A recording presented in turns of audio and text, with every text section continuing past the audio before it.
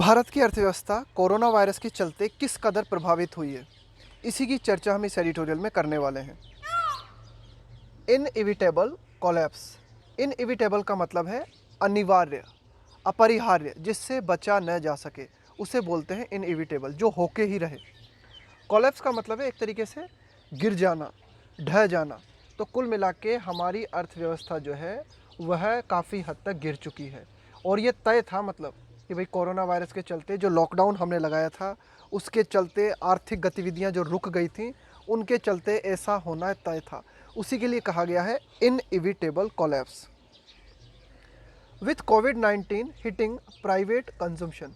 With कोविड-19 ने hit किया है, चोट की है, किस चीज़ को?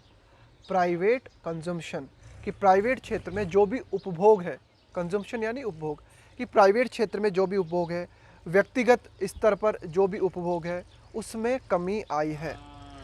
Demand recovery will hinge on government spending.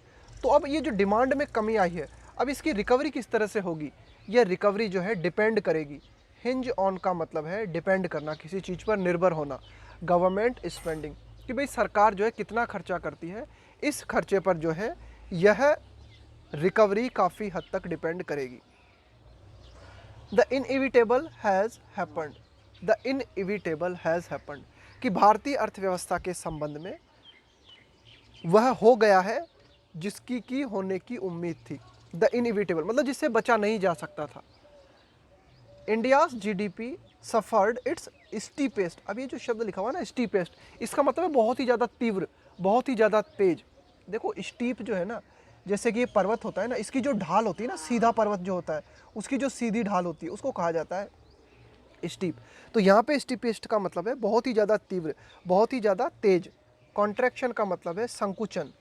On record in the April June quarter, की अर्थव्यवस्था के संबंध में अप्रैल मई जून इस क्वार्टर की अगर हम बात करें, तो इस क्वार्टर में जो भारत की जो जीडीपी है, जिसके द्वारा हम अर्थव्यवस्था में कितनी हमारी प्रोग्रेस हुई उसको नापते हैं, है ना, तो उस जीडी ने भुगता है, सफ़र किया है इट्स स्टीपेस्ट कॉन्ट्रैक्शन, मतलब सर्वाधिक तीव्र संकुचन हमें देखने को मिला है। किस में? जीडीपी में, अप्रैल से जून क्वार्टर में। आगे देखते हैं एज आउटपुट, कि भाई अप्रैल से जून के क्वार्टर में हमें क्या देखने को मिला कि जो उत्पादन है उसमें कमी आई। कितनी? 23.9% की, फ्रॉम अ ईयर अर्लियर, कि भाई पिछले साल से, है ना, अर्लियर का मतलब है पूर्व में, कि पिछले साल की तुलना में अगर इस साल की अगर हम बात करें, तो जो आउटपुट में हमें कमी देखने को मिली है, एक तरीके से उत्पादन में जो कमी देखने को मिली है, वो कमी रही है 23.9% की। प्रोविजनल डेटा शो, ऐसा किसके माध्यम से पता चलता है हमें? प्रोविजनल डेटा के माध्यम से, कि भाई अनंतिम आंकड़े जो हमारे पास हैं वो तो ऐसा ही दिखाते हैं। प्रोविजनल का मतलब होता है कि भाई ये अभी फाइनल नहीं है, अभी इसमें उलटफेर हो सकता है, इसमें कुछ परिवर्तन हो सकता है, उसको बोलते हैं प्रोविजनल फिगर या प्रोविजनल आंकड़े।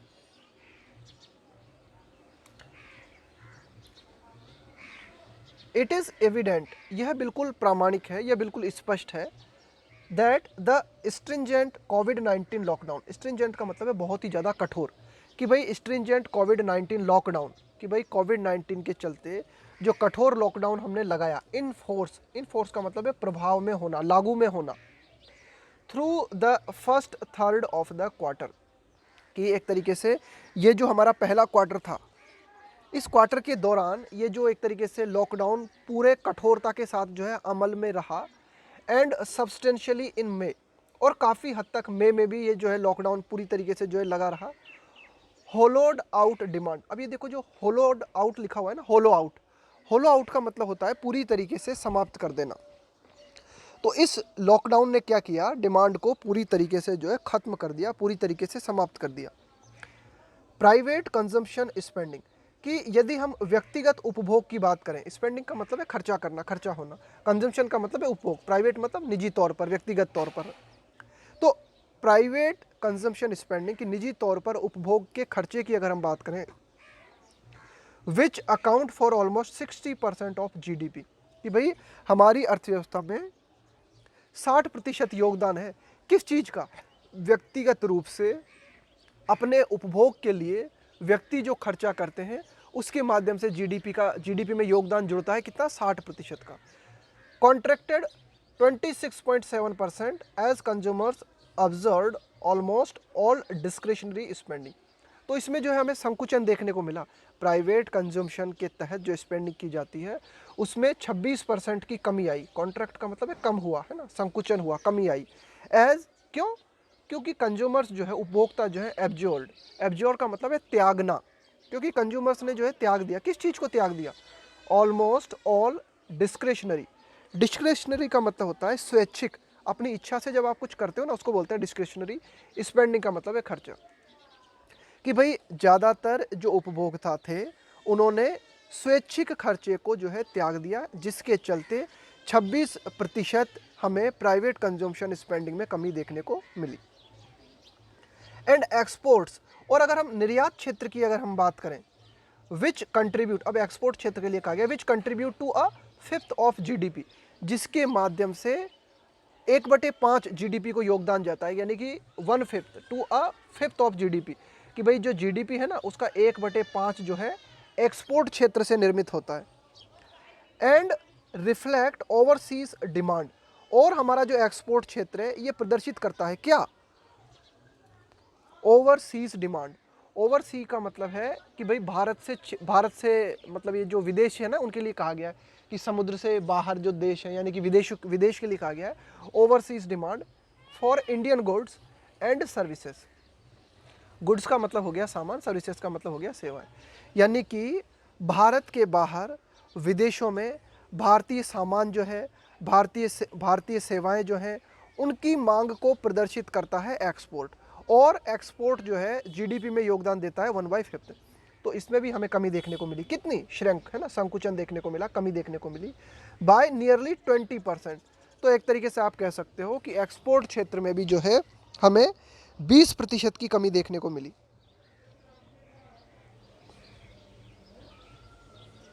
Investment activity was the worst hit. Investment activity, कि भाई जो निवेश क्षेत्र है, निवेश से संबंधित जो गतिविधि है वह भी बुरी तरीके से प्रभावित हुआ। वर्स्ट हिट का मतलब है बहुत ही ज़्यादा बुरी तरीके से प्रभावित हुआ, इसलिए लिखा गया है वर्स्ट हिट। कोलैप्सिंग, है ना, इस पे भी जो है मतलब कितनी कमी आई है ना, कितना गिर गया, कितना ढह गया, 47%। एंड श्रिंकिंग, श्रिंकिंग का मतलब ये सिकुड़ना, कमी आना। Shrinking in share of GDP to about 22% from 32% a year earlier. भाई देखो क्या था कि पिछले साल की अगर हम बात करें तो इन्वेस्टमेंट जो गतिविधि है ना हमारी, इसने जो है जीडीपी में कितना योगदान दिया था पिछले साल? 32% का।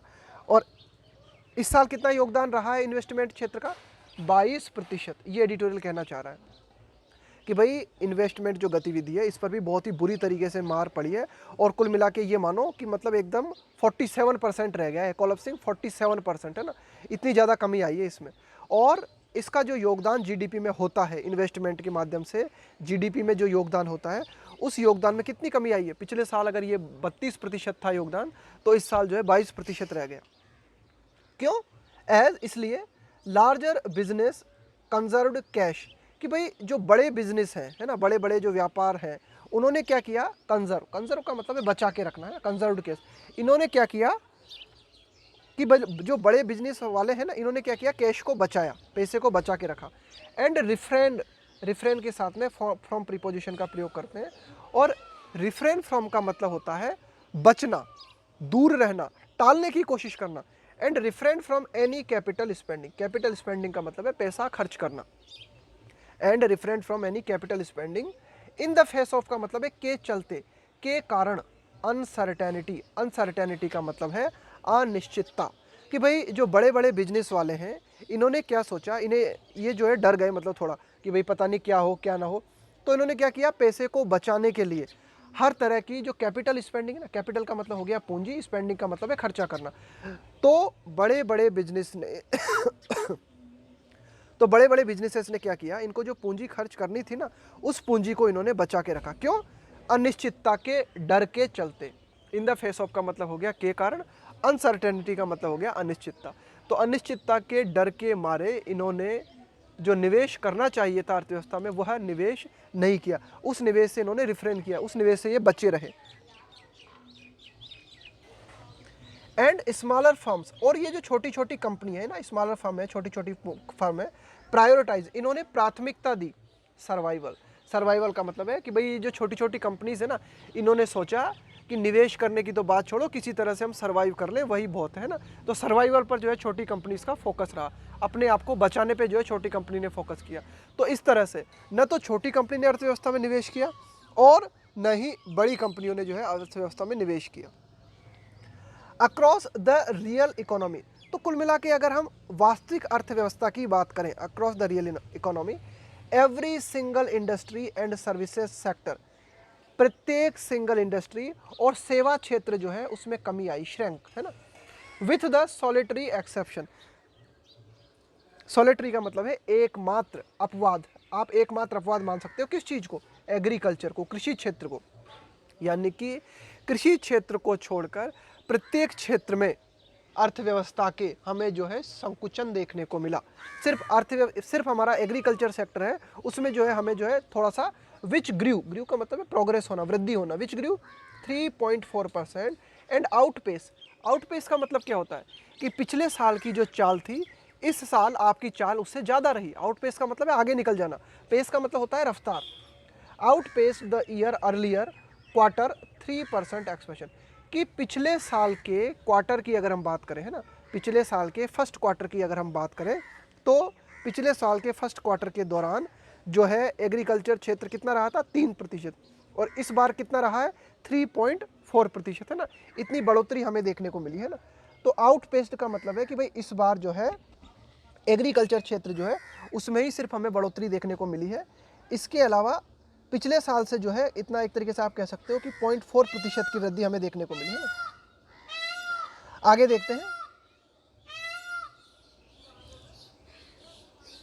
कंस्ट्रक्शन का मतलब है एक तरीके से ये जो हमारा निर्माण क्षेत्र है ना, जैसे कि ये घरों का या भवन का निर्माण क्षेत्र है वो करना है ना, तो कंस्ट्रक्शन सफर्ड द मोस्ट, तो ये जो निर्माण क्षेत्र है इसने सर्वाधिक ज़्यादा है जो है झेला।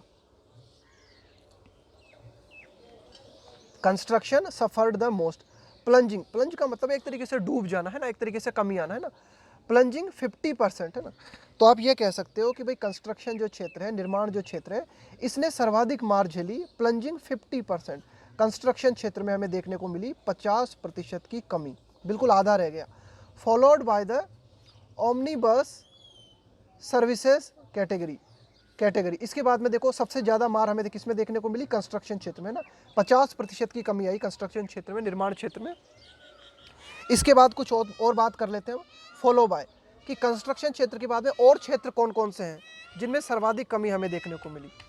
ओमनी बस का मतलब होता है सर्वग्राही। ओमनी बस सर्विसेज का मतलब है ऐसी सर्विसेज जिनका कि सभी लोग प्रयोग करते हैं, इसलिए ओमनी बस सर्विसेज कहा गया है इनको। सर्वग्राही सेवाएं कैटेगरी है ना, जैसे कि ट्रेड व्यापार हो गया, होटल्स हो गए, कम्युनिकेशन संचार क्षेत्र हो गया, ट्रांसपोर्ट हो गया हमारा, है ना, परिवहन हो गया, ब्रॉडकास्टिंग हो गया, है ना, कि भाई ये जो एक तरीके से आप कह सकते हो कि दूर संचार, टेलीविज़न, है ना, इंटरनेट, इन सब की जो क्षेत्र सेवाएं है ना, तो इन सेवाओं में भी आप कह सकते हो, इन सभी सेवाओं में विच श्रैंक संकुचन देखने को मिला, कितना, 47%। तो सबसे ज़्यादा तो आप कह सकते हो कि कंस्ट्रक्शन क्षेत्र बिल्कुल 50% डूब गया। इसके बाद में 47% की कमी रही किन क्षेत्र में, होटल्स में, कम्युनिकेशन में, ट्रांसपोर्ट में, ब्रॉडकास्टिंग में। हिट का मतलब है प्रभावित होना, by the pandemic linked restrictions, hit by the pandemic linked restrictions. तो क्यों हमें इनमें कमी देखने को मिली इतनी ज़्यादा, बाय द, ये जो प्रतिबंध हमने लगाए थे ना, रेस्ट्रिक्शंस का मतलब है प्रतिबंध, पेंडेमिक लिंक्ड, कि भाई कोरोना वायरस, पेंडेमिक का मतलब है वैश्विक महामारी, कि वैश्विक महामारी से जुड़े हुए जो भी प्रतिबंध हमने लगाए थे, इन सब प्रतिबंधों के चलते ये कमी हमें देखने को मिली। Manufacturing took a severe beating. Manufacturing का मतलब है एक तरीके से उत्पादन जो होता है ना, हमारा निर्माण जो होता है, उत्पादन जो होता है, तो मैन्युफैक्चरिंग क्षेत्र में भी टुक अ सीवियर बीटिंग। सीवियर का मतलब बहुत ही ज़्यादा गंभीर, और बीट का मतलब क्या होता है, किसी को पीटना। यहाँ पे बीटिंग का मतलब है कि भाई इस पर भी बहुत ज़्यादा पिटाई पड़ी, मतलब मार पड़ी है, कि भाई ये जो हमारा एक तरीके से उत्पादन होता है ना, मैन्युफैक्चरिंग है ना, निर्माण जो किया जाता है चीज़ों का, फैक्ट्री में जो है प्रोड्यूस होती है चीज़ें, तो manufacturing took a severe beating. तो मैन्युफैक्चरिंग क्षेत्र को भी जो है बहुत ही गंभीर मार पड़ी है इस पर भी। कॉन्ट्रैक्टिंग है ना, कॉन्ट्रैक्टिंग का मतलब यहाँ पे भी वही है, संकुचन, कमी आना। 39% है ना, as demand for products deemed non essential evaporated. तो एक तरीके से मैन्युफैक्चरिंग क्षेत्र में भी है ना, ये जो चीज़ों का निर्माण किया जाता है ना फैक्ट्री में, इसमें भी जो है 39% की कमी हमें देखने को मिली। क्यों? एज डिमांड, क्योंकि जो मांग है फॉर प्रोडक्ट्स, उन उत्पादों के लिए, डीम्ड, डीम्ड का मतलब है मानना, कि भाई ऐसे उत्पाद जिनको माना जाता है, डीम्ड का मतलब है माना जाता है, नॉन इसेंशियल इवोपरेट। देखो इवोपरेट का मतलब क्या होता है, वाष्पीकृत हो जाना चीज़ों का, यहाँ पे इवोपरेट का मतलब है समाप्त हो जाना पूरी तरीके से। भाई क्या हुआ कि कोरोना वायरस के चलते ऐसे प्रोडक्ट्स, ऐसे उत्पाद जिनको कि गैर जरूरी माना जाता है, उनकी मांग पूरी तरीके से समाप्त हो गई। उसके चलते जो है बहुत भयंकर कमी हमें जो है मैन्युफैक्चरिंग क्षेत्र में देखने को मिली। And factories even after reopening, और ये जो हमारी मैन्युफैक्चरिंग क्षेत्र से जुड़ी हुई जो भी फैक्ट्रीज हैं, इवन आफ्टर रीओपनिंग, कि भाई हमने लॉकडाउन को खोल दिया, लॉकडाउन को हटा दिया, तो लॉकडाउन को खोलने के बावजूद भी इन फैक्ट्रीज को स्ट्रगल करना पड़ा, संघर्ष करना पड़ा चलने के लिए, टू रन, कि मतलब ये जो फैक्ट्रीज हैं अपना काम जो है ठीक तरीके से कर सके, उस काम को करने में भी इन्हें दिक्कतों का सामना करना पड़ा। क्यों? अमिड, अमिड का मतलब है के बीच, shortage of labour and added safety norm, कि भाई लेबर है ना, मजदूरों की कमी थी, दूसरा added safety norm.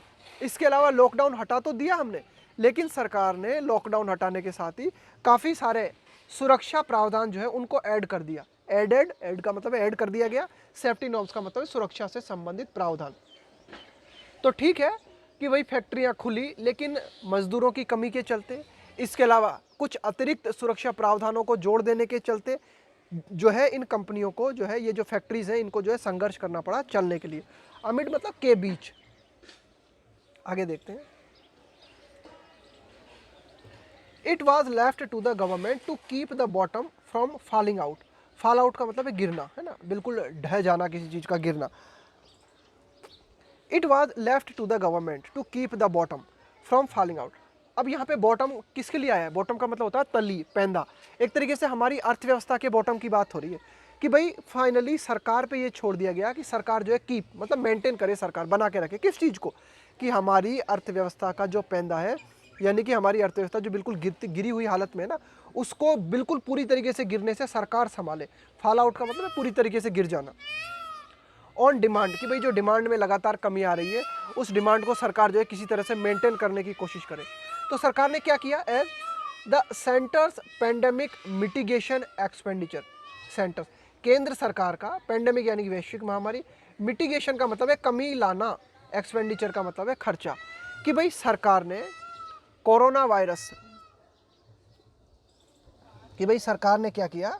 Pandemic mitigation expenditure, कि भाई सरकार ने जो खर्चा किया ना, भाई पेंडेमिक को रोकने के लिए सरकार ने भी तो काफ़ी खर्चा किया ना, जैसे एक तरीके से कई सारे जो है प्रावधान सरकार ने बनाए, मास्क वास्क खरीदे गए हैं ना, तो उनके लिए जो सरकार ने खर्चा किया, पेंडेमिक मिटिगेशन एक्सपेंडिचर, कि इस कोरोना वायरस में कमी लाने के लिए जो एक्सपेंडिचर, जो खर्चा सरकार ने किया, हेल्प, उसने मदद की।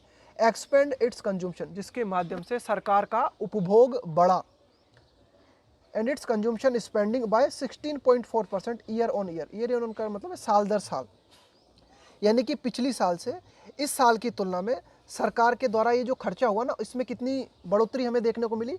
एक तरीके से आप कह सकते हो कि 16% की बढ़ोतरी हमें देखने को मिली। क्यों? क्योंकि सरकार को खर्चा करना पड़ा कोरोना वायरस को रोकने के लिए। आगे देखते हैं। And soften the overall blow to GDP. Soften का मतलब है कमी लाना, धीमा कर देना। द ओवरऑल का मतलब है टोटली अगर हम बात करें, ब्लो का मतलब है झटका, प्रहार, टू जीडीपी, कि भाई हमारी जीडीपी जो कि लगातार गिरती जा रही थी, है ना, जिस पर भी बहुत ही बुरी मार पड़ रही थी। तो यही एडिटोरियल कहना चाहता है कि भाई सरकार के द्वारा ये जो खर्चा किया गया ना कोरोना वायरस को रोकने के लिए, तो इसके माध्यम से आप कह सकते हो कि कुछ हद तक जो है जीडीपी पर जो बड़े बड़े झटके लग रहे थे ना, उन झटकों में थोड़ी कमी आई। हाउएवर, हालांकि, with the fiscal deficit, however with the fiscal deficit, fiscal deficit का मतलब है राजकोषीय घाटा, already having exceeded the full years budgeted target.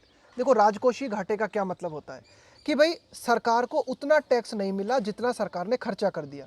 कुल मिला के खर्चा हो गया ज़्यादा और टैक्स आया कब, तो इसको हम बोलते हैं राजकोषीय घाटा। तो राजकोषीय जो घाटा था with the fiscal deficit already having exceeded का मतलब है बढ़ जाने के बाद, यानी कि इस साल के लिए कितना हमारा राजकोषीय घाटा रहेगा, ये जो टारगेट हमने बजट के दौरान सेट किया था हम उस टारगेट को पार कर गए, यानी कि फिस्कल डेफिसिट जो है ज़्यादा हो गया।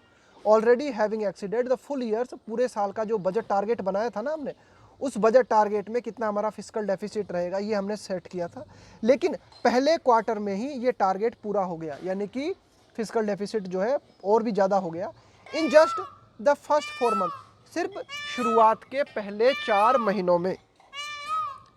And revenue receipts impacted by the economic contraction and revenue receipts का मतलब है कि भाई रेवेन्यू के माध्यम से, टैक्स के माध्यम से, जो रिसिट्स का मतलब है यहाँ पे प्राप्तियाँ, यानी कि जो टैक्स सरकार को प्राप्त होता है ना, इम्पैक्टेड, वो टैक्स प्रभावित हुआ किसके चलते, बाय द इकोनॉमिक कॉन्ट्रैक्शन, अर्थव्यवस्था में संकुचन के चलते, अर्थव्यवस्था में कमी के चलते जो रेवेन्यू प्राप्तियाँ होती हैं, यानी कि जो टैक्स सरकार को प्राप्त होता है उस पर भी जो है प्रतिकूल प्रभाव पड़ा। The government is unlikely to, likely के बाद में और अनलाइकली के बाद में टू प्रीपोजिशन हमें देखने को मिलता है ना। लाइकली का मतलब होता है ऐसा होने की संभावना है और अनलाइकली का मतलब है ऐसा होने की संभावना नहीं है। तो क्या एडिटोरियल बात करता है कि the government is unlikely to maintain a similar trend, trend का मतलब है चलन। अब देखो सरकार ने ठीक है पहले 4 मंथ में जो है काफ़ी हद तक जो है खर्चा कर दिया, बहुत ज़्यादा खर्चा कर दिया, इतना ज़्यादा खर्चा कर दिया शुरुआती 4 महीनों में कि जो टारगेट हमने सेट किया था फिस्कल डेफिसिट का वो टारगेट भी जो है हम क्रॉस कर गए। तो अब सरकार की भी इतनी हैसियत नहीं है कि आगे आने वाले महीनों में सरकार भी लगातार जो है खर्चा करती रहे। तो यही एडिटोरियल कहना चाह रहा है कि the government is unlikely to maintain, कि इस बात की बहुत कम संभावना है कि सरकार इस चीज़ को मेंटेन करेगी, किस चीज़ को बरकरार रखेगी सरकार, कि इसी ट्रेंड को, कि इसी स्पीड से सरकार आगे आने वाले मंथ्स में खर्चा करेगी। इन एक्सपेंडिचर ग्रोथ, एक्सपेंड का मतलब एक तरीके से खर्चा करना है ना, expenditure growth over the next 3 quarter, कि ठीक है अर्थ एक क्वार्टर हमारा पूरा हो गया, लेकिन आगे आने वाले जो 3 क्वार्टर्स अभी बचे हुए हैं इस वित्तीय वर्ष के, उन वित्तीय वर्षों में सरकार इसी तरह से खर्चा करेगी जिस तरह से उसने पहले क्वार्टर में खर्चा किया, तो ऐसा नहीं होगा, इस बात के होने की बहुत कम संभावना है। अनलेस का मतलब है जब तक, of course it is prepare to forsake का मतलब होता है जाने देना, है ना, जाने देना है ना, फॉरसेक का मतलब है जाने देना। इट्स वांटेड का मतलब क्या होता है, कोई भी चीज जिसके बारे में आप बड़ा चढ़ा के बात करते हो, जिसके बारे में आप शेखी मारते हो, डींगे मारते हो, बहुत ज्यादा प्रशंसा करते हो, उसको बोला जाता है वांटेड फिस्कल कंजर्वेटिज्म का मतलब है जो आपका पैसा है ना, जो आपका वित्त है उससे संबंधित, कंजर्वेटिज्म का मतलब होता है संरक्षणवाद, यानी कि बचाना किसी चीज़ को। तो एक तरीके से भारत सरकार जो है बहुत ही ज़्यादा बड़ा चढ़ा के पेश करती है किस चीज़ को, फिस्कल कंजर्वेटिज्म को। फिस्कल कंजर्वेटिज्म का मतलब है कि भाई सरकार जो है ना पैसे को जो है बहुत ही सोच समझ के खर्च करती है, सरकार जो है फिस्कल डेफिसिट को कम करने के लिए प्रयास करती है। तो जब तक सरकार इस फिस्कल कंजर्वेटिज्म को नहीं जाने देगी, फोर्से करने का मतलब होता है कि इस बात का ख्याल ही छोड़ देना कि सरकार अगर फिस्कल डेफिसिट की चिंता नहीं करेगी, है ना, इस फिस्कल डेफिसिट की चिंता को ही छोड़ देगी, तब तो जो है सरकार खुल के खर्चा करेगी। लेकिन अगर सरकार फिस्कल कंजर्वेटिज्म को बनाए रखना चाहती है तो फिर सरकार आगे आने वाले 3 क्वार्टर्स में खर्चा नहीं कर पाएगी। एंड फाइंड्स इनोवेटिव वेज, तो एडिटोरियल यही कहना चाह रहा है कि भाई आगे आने वाले समय में अर्थव्यवस्था में जो है सुधार, यानी कि सरकार के द्वारा पैसा खर्च कर पाना तब तक मुमकिन नहीं है जब तक कि सरकार फिस्कल कंजर्वेटिज्म को छोड़ दे, फिस्कल कंजर्वेटिज्म को जाने दे। इसके अलावा फाइंड्स का मतलब है पता लगाना, फाइंड्स इनोवेटिव का मतलब है नए, बिल्कुल अभिनव, innovative ways to mobilize resources. Mobilize का मतलब है चलाना किसी चीज़ों को, है ना, गतिविधियों को चलाना। मोबिलाइज, रिसोर्सेज का मतलब है संसाधन। इसके अलावा कि भाई सरकार जो है कुछ नए जो है तरीके ईजाद करे, है ना, फाइंड्स इनोवेटिव वेज का मतलब है नए तरीके सरकार जो है ईजाद करे टू मोबिलाइज रिसोर्सेज, कि हमारे पास जो संसाधन है उन संसाधन को कैसे ज़्यादा से ज़्यादा हम प्रयोग में ले सके, इसके लिए सरकार नए तरीके ईजाद करे। इसके अलावा फिस्कल डेफिसिट की चिंता छोड़े, तब जाके तो सरकार खर्चा कर सकती है, अन्यथा ऐसा मुमकिन नहीं है कि आगे आने वाले जो 3 क्वार्टर्स हैं उनमें भी सरकार इसी स्पीड से खर्चा करती रहे। The still rising trajectory of new covid infection. Rising का मतलब है बढ़ते हुए, अभी भी जो बढ़ रहा है। ट्राजेक्टरी, ट्राजेक्टरी का मतलब होता है वक्राकार पथ। भाई अगर हम कोरोना वायरस की बात करें तो कोरोना वायरस जो है ना, ये अभी भी इसका पथ जो है ना बढ़ता जा रहा है ना, इसका वक्र जो है बढ़ता जा रहा है। तो वक्राकार पथ को कहा जाता है ट्राजेक्टरी, है ना, मार्ग को कहा जाता है ना ट्राजेक्टरी। द स्टिल राइजिंग का मतलब अभी भी बढ़ता हुआ जो वक्राकार पथ है कोविड-19 का, इन्फेक्शंस का। And A high level of job losses, और लगातार जो है एक ऊंचे स्तर पर जो है लोगों की नौकरियां जा रही हैं। एंड इनकम इरोजन, इरोजन का मतलब होता है अपर्दन, है ना, अपर्दन मतलब अपक्षरण, कमी आना, है ना, इरोजन का मतलब यहाँ पे समझो कमी आना। और इन लोगों की इनकम में जो है लगातार कमी आ रही है। तो ये सारे की सारे कारण हैं are also sure to retard. Retard का मतलब एक तरीके से कमी लाना, कम करना। Are sure to retard any recovery in momentum. Momentum का मतलब है चाल, रफ्तार। तो ये जो सारे की सारे कारण हैं कि भाई लगातार कोविड-19 के केसेस का बढ़ते जाना, लगातार जॉब्स में कमी आना, लोगों की इनकम में कमी आना, ये सारे की सारे ऐसे कारण हैं जो कि हमारी अर्थव्यवस्था की रिकवरी की जो चाल है ना, इसको कम करेंगे, इसको रिटार्ड करेंगे। आगे देखते हैं। If the latest survey, if the latest survey based data from IHS market। अब ये जो IHS मार्केट है ना, इसने जो अभी नवीनतम सर्वे किया है, उस सर्वे के आधार पे अगर हम बात करें तो वो सर्वे क्या दिखाता है, शो मैन्युफैक्चरिंग PMI फॉर अगस्त। तो उस सर्वे के अनुसार जो मैन्युफैक्चरिंग क्षेत्र की अगर हम बात करें, है ना, अगस्त माह के लिए सिग्नलिंग का मतलब है संकेत देना, ग्रोथ मतलब वृद्धि के संकेत मिले हैं हमें। IHS मार्केट ने जो सर्वे किया है, उस सर्वे के आंकड़ों पे अगर हम गौर फरमाएं तो उस सर्वे ने कहा है कि भाई अगस्त में मैन्युफैक्चरिंग क्षेत्र में जो है कुछ वृद्धि हमें देखने को मिलेगी for the first time in 5 month. पिछले 5 महीनों में पहली बार हमें जो है वृद्धि देखने को मिलेगी। द सेम रिसर्चर्स फाइंडिंग्स, तो ये जो IHS मार्केट है, इसी ने जो है फाइंडिंग्स का मतलब है कि भाई क्या आपने पता लगाया, भाई आपने कोई सर्वे किया, उसमें क्या फाइंडिंग्स, क्या नतीजे निकले, है ना। तो इसी IHS मार्केट ने कुछ और सर्वे किया और सर्वे में ये बातें पता आई। ऑल्सो स्ट्रेस, इस बात पर बल दिया IHS मार्केट ने दैट जॉब शेडिंग, शेड का मतलब क्या होता है, गिराना, जैसे पेड़ जो है अपनी पत्तियों को गिरा देते हैं ना, उसको बोलते हैं शेड करना, है ना। That job shedding continues at a strong rate. तो इस IHS मार्केट ने कहा है कि जॉब जो है ना, उनमें लगातार कमी आ रही है। जॉब में जो है मतलब जैसे पत्ते गिरते हैं ना पेड़ से टूट के, इसी तरह से जॉब जो है लगातार गिर रही है। जॉब्स में लगातार जो है स्ट्रॉन्ग रेट, है ना, बड़ी ही तीव्र दर के साथ जॉब्स में कमी आ रही है इन द इंडस्ट्री, मैन्युफैक्चरिंग क्षेत्र में। इक्वली सिग्निफिकेंटली मतलब ये भी बात जो है बहुत ही महत्वपूर्ण है, बहुत ही उल्लेखनीय रूप से इस बात को भी हम कह सकते हैं। किस बात को, द आउटपुट नंबर्स, कि भाई जो उत्पादन के आंकड़े हैं which are expected to undergo का मतलब होता है गुजरना, कि भाई आपको इस एग्जाम से अंडरगो होना पड़ेगा, मतलब आपको इस एग्जाम को देना पड़ेगा, इस एग्जाम से आपको गुजरना पड़ेगा। तो जो आउटपुट के आंकड़े हैं, जो उत्पादन के आंकड़े हैं, विच आर एक्सपेक्टेड, है ना, ऐसी उम्मीद है कि भाई उत्पादन के आंकड़े हैं उनको गुजरना होगा रिवीजन, कि भाई जो भी आउटपुट नंबर है उनको रिवीजन करेंगे हम, उनको फिर जो है दोबारा से रिवाइज करके जो है फिर देखेंगे उनको। गिवन का मतलब है देखते हुए, ध्यान में रखते हुए, गिवन द एक्नोलेज्ड डिफिकल्टीज। एक्नोलेज्ड का मतलब है स्वीकृत, जिसको आपने स्वीकार कर लिया उसको बोलते हैं एक्नोलेज्ड। एक्नोलेज्ड यानी स्वीकृत। एक्नोलेज्ड डिफिकल्टीज इन कलेक्टिंग डाटा, भाई देखो हम ये जो डाटा कलेक्ट कर रहे हैं ना इस वर्तमान दौर में, तो हमको डाटा कलेक्ट करने में भी जो है काफ़ी सारी दिक्कतों का सामना करना पड़ रहा है ना। इस बात को सभी लोग स्वीकार करते हैं कि वर्तमान समय में डेटा कलेक्ट करने में भी हमें दिक्कत आ रही है। तो हमें क्या करना होगा, ये जो उत्पादन के जो आंकड़े हैं इनको एक बार फिर से रिवाइज करना पड़ेगा, हमें देखना पड़ेगा।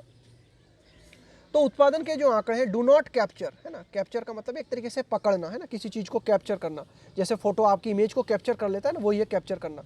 तो ये जो आंकड़े हैं कैप्चर नहीं करते, do not capture a swathe, swathe का मतलब होता है एक विशाल क्षेत्र, है ना, do not capture a swathe of informal sector activity that was severely impacted. Informal sector, है ना, इनफॉर्मल सेक्टर का मतलब होता है अनौपचारिक क्षेत्र। देखो एक तो होता है फॉर्मल सेक्टर, फॉर्मल सेक्टर का मतलब है कि भाई सरकार के द्वारा पहचाना गया क्षेत्र, यानी कि एक क्षेत्र है वह सरकार के द्वारा पहचाना गया है, उसमें जो है नियमित लोगों को तनख्वाह मिलती है, नियमित तरीके से काम होता है, तो वो तो हो गया फॉर्मल सेक्टर, विभिन्न जो ऑफिस होते हैं सरकार के या प्राइवेट क्षेत्र के। इसके अलावा इनफॉर्मल सेक्टर जैसे कि रेहड़ी लगाने वाला हो गया, कुछ ऐसे काम है जो कि कभी होते हैं कभी नहीं होते, कभी 2-4 महीने चले कभी नहीं चले, जिनका कि कोई सरकारी रिकॉर्ड उपलब्ध नहीं है ना, जो जैसे गली मोहल्ले में जो ठेले वगैरह लग रहे हैं, तो इनको क्या कहेंगे हम, इनको कहेंगे इनफॉर्मल सेक्टर, ये कहलाएंगे informal sector activity. That was severely का मतलब है बुरी तरीके से, गंभीर रूप से, इम्पैक्टेड का मतलब है प्रभावित हुई है। तो एडिटोरियल यही कहना चाह रहा है कि भाई उत्पादन के आंकड़ों की अगर हम बात करें तो उन उत्पादन के आंकड़ों में हमने इनको अभी काउंट नहीं किया है, पूरी तरीके से इनको काउंट नहीं किया है। किनको? इनफॉर्मल सेक्टर को। और ये जो इनफॉर्मल सेक्टर है इसमें जो है एक बहुत बड़ी गतिविधियां है ना, स्वायत्त का मतलब एक बहुत बड़ा क्षेत्र जो है इनफॉर्मल सेक्टर में शामिल है, और यह भी बुरी तरीके से कोरोना वायरस के चलते जो है प्रभावित हुआ है। तो अभी आंकड़े जब हम हमारे पास रिवाइज करेंगे हम, तब जाके जो है थोड़ा बहुत फेरबदल हमें देखने को मिल सकता है। Agriculture to faces headwinds. Headwind का मतलब क्या होता है? हेडविंड का मतलब होता है प्रतिकूल परिस्थितियां। आपके मुंह के विपरीत जब हवा चलती है ना, आपके प्रतिकूल जब हवा चलती है तो उसको बोलते हैं हेडविंड, है ना, बिल्कुल उल्टी हवा का उल्टा चलना। हेडविंड मतलब प्रतिकूल परिस्थितियां होना। Agriculture to faces headwinds in the form of higher than ideal rainfall in August. तो देखो अगस्त माह में हमें क्या देखने को मिला कि भाई जो कृषि क्षेत्र है, एग्रीकल्चर क्षेत्र है, इसको भी प्रतिकूल परिस्थितियों का सामना करना पड़ा। क्यों? क्योंकि इसलिए सामना करना पड़ा in the form of higher than ideal rainfall, कि भारत के अधिकांश क्षेत्रों में आदर्श से ज़्यादा वर्षा हो चुकी है। भारत के अगर हम पश्चिमी क्षेत्र की बात करें, भारत के मध्यवर्ती क्षेत्रों की अगर हम बात करें, तो इन क्षेत्रों में आइडियल से, आदर्श जो वर्षा की स्थिति होती है ना, उससे ज़्यादा वर्षा हो चुकी है। तो अति वृष्टि के कारण जो है एक तरीके से हम कह सकते हैं कि कृषि क्षेत्र में भी परेशानी देखने को मिल रही है। इन सेवरल का मतलब है विविध, की मतलब मुख्य, crop growing regions. Crop growing regions का मतलब, क्रॉप का मतलब हो गया फसल, growing region, crop growing region का मतलब हो गया फसल उगाने वाले क्षेत्र। In western and central India, कि भारत का जो पश्चिमी क्षेत्र है या भारत का जो मध्यवर्ती क्षेत्र है जो कि फसल उगाने वाले क्षेत्र है, उनमें भी जो है हमें परेशानी देखने को मिली है एग्रीकल्चर क्षेत्र में, है ना, बहुत ही विपरीत परिस्थितियाँ हमें देखने को मिली है। और वो इसलिए देखने को मिली है क्योंकि अगस्त माह में जो नॉर्मल रेनफॉल होती है, उस नॉर्मल रेनफॉल से ज़्यादा रेनफॉल हमें देखने को मिली। And with the impact of recent farm market ordinances. Ordinances का मतलब होता है अध्यादेश, नियम। ये जो सरकार नियम लेके आती है ना, जो ऑर्डिनेंस लेके आती है, अध्यादेश लेके आती है, उनको बोला जाता है ऑर्डिनेंस। एंड द इम्पैक्ट का मतलब है प्रभाव of recent farm market ordinances. और अभी हाल ही के कृषि क्षेत्र से जुड़े हुए जो नियम हैं, कृषि क्षेत्र के जुड़े हुए जो अध्यादेश सरकार ने पारित किए हैं, येट का मतलब है अभी, to play out. Play out का मतलब है कि भाई अभी ये जो ऑर्डिनेंसेस हैं इनको घटित होना है, ये जो ऑर्डिनेंसेस हैं इनको अपना पार्ट अदा करना है ना। प्ले आउट का मतलब है कि भाई इनको अपनी भूमिका अदा करनी है। कुल मिला के कृषि क्षेत्र से जुड़े हुए जो ऑर्डिनेंसेस भारत सरकार ने पारित किए हैं, तो ये ऑर्डिनेंसेस अपना जब रोल निभाएंगे तब कृषि क्षेत्र का क्या सीनेरियो होगा, तो उसका भी जो है अर्थव्यवस्था पर काफ़ी हद तक प्रभाव हमें देखने को मिलेगा। It may be a while, it may be, may का मतलब है यहाँ पे थोड़ी सी, भाई ऐसा लगता है, इस बात की संभावना है, it may be a while, कि भाई थोड़ी देरी हो सकती है ना, कुछ समय लग सकता है। Before the end of the tunnel is sighted. Sighted का मतलब है दिखाई देना, नज़र में आना, है ना। टनल का मतलब हो गया सुरंग, कि भाई सुरंग का आखिरी किनारा नज़र आए, इसमें अभी थोड़ा वक्त लग सकता है। अब ये देखो प्रतीकात्मक ढंग से कही गई ये बात, देखो इसका क्या मतलब है। जैसे आप किसी सुरंग में फंस जाओ, तो आप सुरंग में फंस गए और आप सुरंग से बाहर निकलना चाह रहे हो, तो आप ये देख रहे हो कि यार सुरंग का अंतिम छोर कहाँ दिखाई देगा। तो इसी तरीके से हम कह सकते हैं कि भारत की जो अर्थव्यवस्था है वह कोरोना वायरस की सुरंग में फंस चुकी है, और नज़र नहीं आ रहा कि भाई कहाँ जो है एक तरीके से ये सुरंग जो है इसका आखिरी किनारा जो है नज़र आएगा, यानी कि कहाँ जो है एक तरीके से थोड़ी सी उम्मीद की किरण नज़र आएगी, यानी कि कब ऐसा दिखाई देगा कि हाँ अब कोरोना वायरस जो है उसमें कमी आई है और अर्थव्यवस्था में जो है एक तरीके से सुधार हमें देखने को मिला है। तो यही कहा गया है कि before the end of the tunnel is sighted, कि भाई ये जो अर्थव्यवस्था बुरी तरीके से घिर गई है ना कोरोना वायरस की चपेट में, तो ये जो सुरंग है जिसमें हम फंस गए हैं, इस सुरंग का आखिरी किनारा जो है कहाँ दिखाई देगा, इसमें हो सकता है अभी थोड़ा वक्त लगे।